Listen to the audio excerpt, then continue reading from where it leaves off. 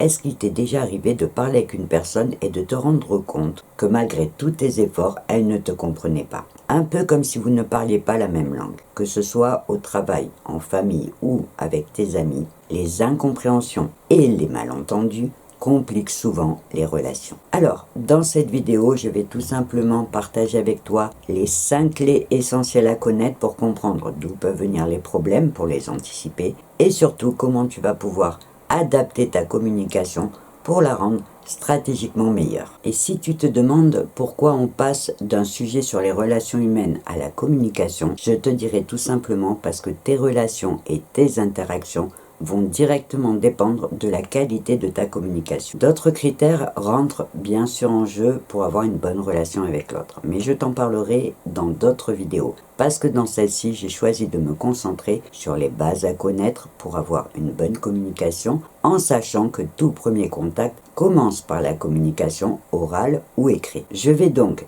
t'expliquer tout ce qu'il faut savoir pour que tu puisses améliorer la qualité de ta communication. Comment notre éducation et nos croyances façonnent nos interactions avec les autres. Pourquoi la communication est complexe et comment éviter ses pièges. Pourquoi il ne faut jamais se contenter de supposer. Et enfin, comment mieux gérer tes réactions face au comportement de l'autre. Mais avant de rentrer dans le vif du sujet, laisse-moi t'expliquer comment j'ai pris conscience que la qualité de nos relations dépendait directement de la qualité de notre communication. À l'époque où j'ai pris mon poste de directrice de centre de loisirs maternel, je me suis retrouvée à devoir gérer une équipe de 5 à 7 animateurs. J'étais formée et diplômée, sauf qu'à l'arrivée sur le terrain, je me suis rendu compte que j'étais très à l'aise avec les techniques d'animation, mais beaucoup moins avec la gestion d'une équipe. Donc, je vivais très mal le fait de ne pas arriver à gérer cette partie essentielle de ma fonction.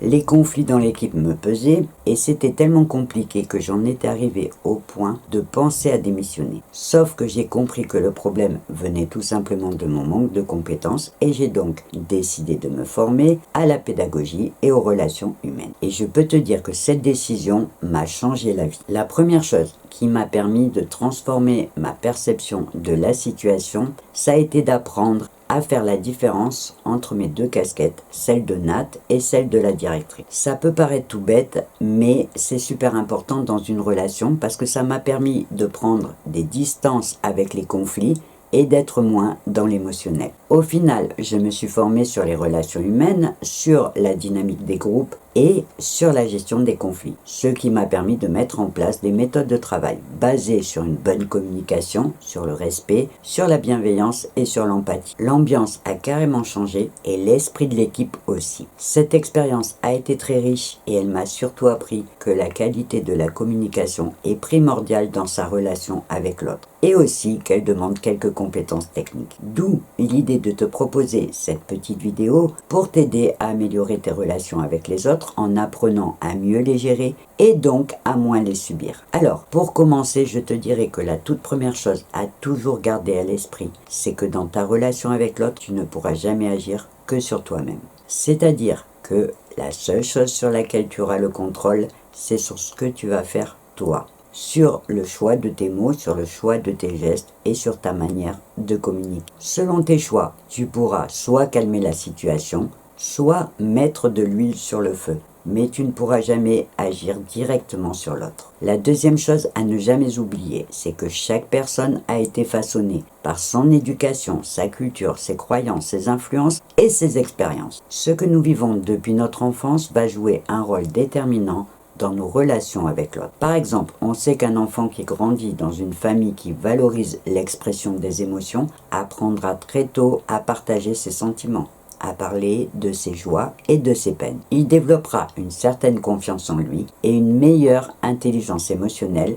qui lui permettra d'avoir de bonnes relations avec les autres. Par contre, un enfant qui est élevé dans une famille où les émotions sont réprimées, où on lui dit souvent « arrête de pleurer, ça ne sert à rien » ou soit un homme, aura beaucoup plus de mal à parler de ses sentiments et à l'âge adulte aura des difficultés dans sa relation avec l'autre. Pour prendre un exemple plus concret de ces influences. Imagine que tu travailles avec un collègue qui a grandi dans une culture où la hiérarchie et le respect de l'autorité étaient primordiaux. Cette personne hésitera à exprimer ses idées ou à contredire une personne en position d'autorité, même si c'est nécessaire pour le bien de l'équipe, tout simplement parce que ça lui demandera d'aller contre sa culture. Et une personne qui aura été élevée dans un environnement où on encourageait le débat d'idées aura du mal à comprendre son comportement. Et si j'ai commencé par ces 2 points, c'est tout simplement parce que c'est la base à connaître pour pouvoir travailler sur ta communication, que ce soit pour tes relations professionnelles comme pour tes personnelles. Et il faut aussi comprendre que cette différence de construction mentale peut rendre la compréhension de l'autre et donc la communication avec lui difficile. Il faut donc le savoir pour réussir à accepter l'autre comme il est, en se disant aussi qu'au final, il n'est même pas responsable de ce qu'il pense, puisqu'il pense tout simplement ce qu'on lui a appris à penser. Alors, je te parle de l'autre, mais c'est bien évidemment pareil pour toi, comme pour moi, à chaque fois qu'on devient l'autre de quelqu'un. Maintenant, je te dirais que si tu arrives à bien retenir ces 2 points, tu as déjà fait la moitié du chemin pour mieux communiquer. Le 3e point important à comprendre, c'est que la communication, ce n'est pas seulement un échange de mots. C'est un processus complexe où interviennent des éléments verbaux et non verbaux, et où le contexte compte aussi. D'ailleurs, il faut savoir que les études ont démontré que jusqu'à 93% de la communication était non verbale, ce qui veut dire que même si tu tournes bien tes phrases, le message peut ne pas être bien reçu. Surtout qu'on dit aussi qu'entre ce que je pense, ce que je veux dire, ce que je crois dire, ce que je dis, ce que tu veux entendre, ce que tu entends, ce que tu veux comprendre, ce que tu crois comprendre, ce que tu comprends, on a 9 possibilités de ne pas s'entendre. Et tout ça pour te prouver que la communication est bien souvent plus compliquée que ce qu'on l'imagine. Pour prendre un exemple concret, imagine que tu veuilles féliciter un collègue qui a fait un bon travail. Si tu le fais sur un ton monotone, sans lui sourire et sans même le regarder, il pourra le prendre comme une moquerie, même si ce n'est pas ton intention. Il existe d'ailleurs des personnes qu'on n'arrive jamais à cerner. Quand elles parlent, on ne sait pas si elles plaisantent ou si elles sont sérieuses. Et on est souvent mal à l'aise face à ce genre de personnes, tout simplement parce qu'on ne sait pas comment on doit réagir. Parce que la communication est une technique qui demande de l'attention, de l'émotion, le bon ton et des nuances pour créer une bonne relation. Il est aussi important de considérer le contexte de l'échange, parce que les mots peuvent ne pas avoir la même signification selon la situation. Par exemple, une blague sur le travail peut être drôle quand tu es en train de boire un coup avec tes collègues, en dehors du travail, mais elle le sera beaucoup moins pendant une réunion. Et c'est là que l'intelligence sociale entre en jeu pour te permettre de savoir quand et comment communiquer. Maintenant, comme je te le disais au début, tu es le seul à pouvoir agir sur la qualité de tes relations. Et pour ça, il va te falloir faire bien attention avant de parler, que le choix et la complexité de tes mots correspondent à la personne à qui tu vas t'adresser, que le ton de ta voix et les expressions de ton visage soient en cohérence avec ton message, et enfin que ton attitude corresponde à ce que tu veux dire. Pour faire simple, tu ne devras pas annoncer une bonne nouvelle de la même façon qu'une mauvaise. Après, pour être sûr que tu as été bien compris, il y a une petite astuce toute simple qui consiste tout simplement à demander à la personne si elle a bien compris ton message. Par exemple, si tu as un doute, tu pourras tout simplement lui demander « Est-ce que ce que je viens de te dire te paraît clair ?» ou est-ce que tu as besoin d'éclaircissement sur un point? C'est une bonne façon d'éviter les malentendus et les incompréhensions et aussi de montrer que tu favorises un dialogue ouvert. On parle souvent d'améliorer la qualité de sa communication dans le milieu professionnel, mais apprendre à mieux comprendre l'autre et donc à mieux communiquer te sera tout aussi utile dans ta vie personnelle, avec ta famille, avec tes amis et même dans ta vie au quotidien. Je me rappelle d'ailleurs d'une petite histoire qui m'avait bien fait rire à l'époque et je te raconte.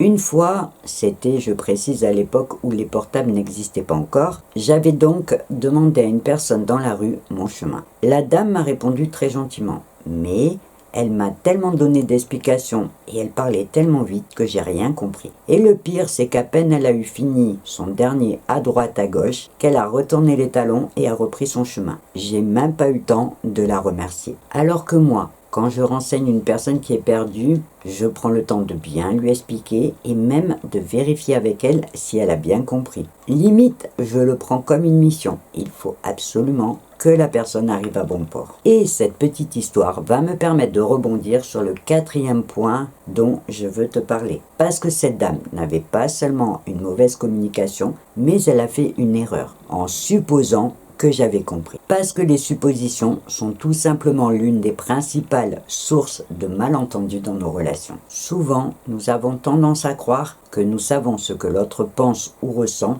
sans même prendre le temps de vérifier. Ce qui veut dire, quand on y réfléchit, que l'on se croit capable de savoir ce qu'il y a dans la tête de l'autre, alors qu'on n'est souvent pas capable de savoir ce qu'il y a dans notre propre tête. Et bien évidemment, cette tendance à interpréter les actions des autres, donc à faire des suppositions, entraîne dans le meilleur des cas des déceptions et dans le pire des cas des conflits inutiles. Par exemple, quand un ami ne te répond pas à un message, tu vas peut-être penser qu'il est fâché avec toi, alors qu'il aura peut-être tout simplement pas vu ton message ou qu'il sera occupé. Maintenant, il faut quand même savoir que nous avons cette tendance naturelle à faire des suppositions pour combler notre besoin de certitude. Plutôt que de rester dans l'incertitude, on préfère combler les blancs avec nos propres interprétations, même en sachant qu'elles sont biaisées. Sauf que ce mécanisme peut évidemment nuire à nos relations, puisqu'ils vont provoquer des ressentiments et des frustrations. Alors, pour éviter de tomber dans ce piège, il est crucial de préférer poser des questions pour comprendre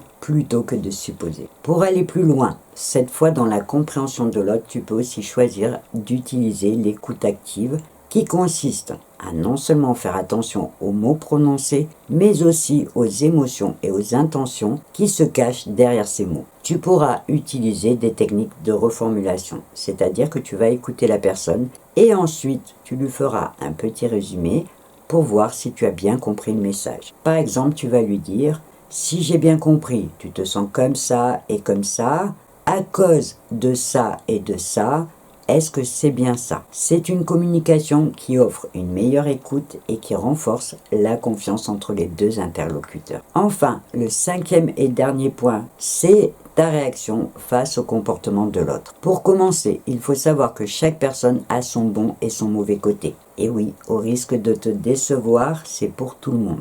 Et que c'est ta manière de communiquer qui va faire ressortir le meilleur ou le pire chez l'autre. Je vais te donner un exemple simple. Si tu es en désaccord avec une personne, c'est ta façon d'exprimer ce désaccord qui va déterminer si votre conversation va devenir une confrontation ou un dialogue constructif. Si tu abordes la situation de façon calme et respectueuse, il est probable que la personne d'en face se contente de discuter pour défendre son point de vue. Par contre, si tu t'adresses à elle de manière agressive, la personne va se sentir menacée et va se mettre sur sa défensive. Et la communication va bien évidemment devenir difficile, voire impossible. Sans compter que les neurosciences nous apprennent aussi que notre cerveau réagit différemment selon notre état émotionnel. D'où l'intérêt de toujours chercher à créer un climat de confiance dans tes échanges. Par exemple, si tu veux exprimer une critique, commence toujours par féliciter l'autre pour son travail ou pour son point de vue. Commence par valider par exemple son opinion en lui disant « J'apprécie ton avis sur la question » et seulement après continue avec un « mais ». J'aurais aimé par exemple discuter de quelques points. Pour faire simple, l'idée c'est de d'abord commencer par un « je suis d'accord avec toi » pour ensuite continuer par un « mais ». Ça permet d'éviter les tensions et aussi de montrer à l'autre que tu es là pour l'aider et pas pour le blâmer. Selon les situations, tu pourras aussi utiliser la technique des questions ouvertes. Par exemple, comment tu te sens dans cette situation ? Ou qu'est-ce que tu penses de ça ? C'est une approche qui permet de donner l'occasion à l'autre d'exprimer ses sentiments et ses pensées, et donc de créer une atmosphère propice à une communication honnête. Pour résumer, je te dirais qu'une bonne communication va reposer sur ta capacité à gérer tes émotions, ta stratégie et ton attention à bien adapter ton message à la personne à qui il va s'adresser. Enfin, rappelle-toi que tu ne peux agir que sur toi-même et que chaque personne aura ses expériences, ses émotions et ses points de vue unis et différents des tiens, mais qui méritent d'être respectés. Alors, comme je te le disais au début, il est bien évident qu'une bonne relation demande bien d'autres critères, que ce soit la confiance, le respect et bien d'autres. Et j'y reviendrai dans de prochaines vidéos. Mais en prenant conscience de ces 5 premiers points, tu peux déjà travailler à améliorer ta communication et donc tes relations avec les autres. Je ne t'ai pas préparé de petits exercices, mais si tu veux aller plus loin, tu peux réfléchir sur tes propres relations pour essayer d'identifier les points que tu pourrais commencer à améliorer. Appuie-toi sur une expérience récente pour voir si avec tout ce que je viens de te dire, tu arrives à voir ce que tu pourrais faire différemment la prochaine fois. Pour finir, tu as sûrement remarqué que dans cette vidéo, je n'ai pas fait de petites questions-réponses. Tout simplement parce que j'ai pensé que le sujet s'y prêtait moins. Mais si tu as des questions ou des réactions à partager, tu peux bien évidemment le faire dans la partie commentaires sous cette vidéo. Et je me ferai un plaisir de te lire et de te répondre. Dans ma prochaine vidéo, je resterai un petit peu sur le thème des relations humaines, en faisant un zoom sur une problématique qui touche malheureusement de plus en plus de monde, la difficulté à se faire des amis ou des relations. Voilà, cette fois tu sais tout. Alors on va devoir se quitter, mais bien évidemment je te donne rendez-vous dans ma prochaine vidéo, et en attendant, je te souhaite une belle journée, une belle soirée, et je te dis au revoir et à bientôt.